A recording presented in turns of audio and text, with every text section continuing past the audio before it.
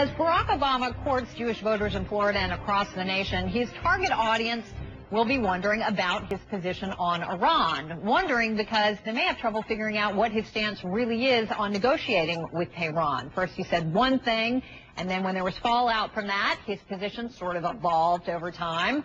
It started last summer with this question at the CNN YouTube debate. Listen. Would you be willing to meet separately, without precondition, during the first year of your administration in Washington or anywhere else, with the leaders of Iran, Syria, Venezuela, Cuba, and North Korea, in order to bridge the gap that divides our countries? I would.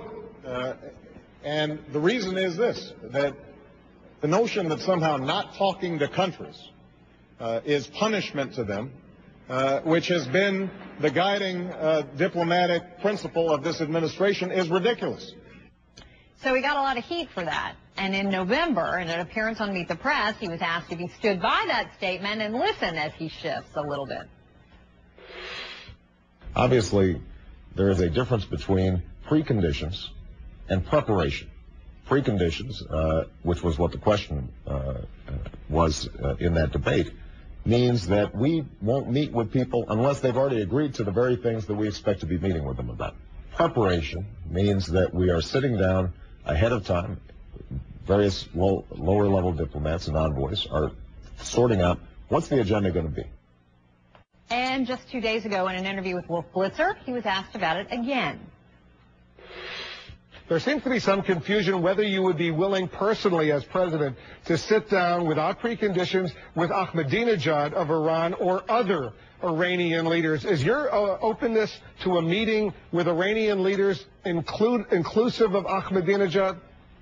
You know, I think this obsession with Ahmadinejad is an example of us losing track of what's important. I would be willing to meet with Iranian leaders if we had done sufficient preparation for that meeting.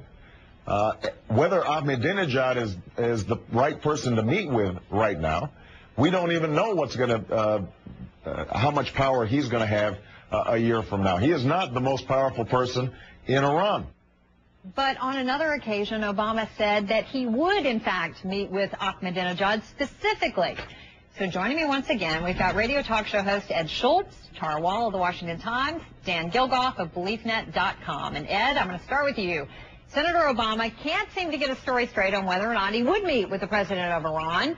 I mean, do you think he realized that his initial statement was a mistake and that it was hurting him politically, and now he's trying to dial it back? You know, Campbell, in all three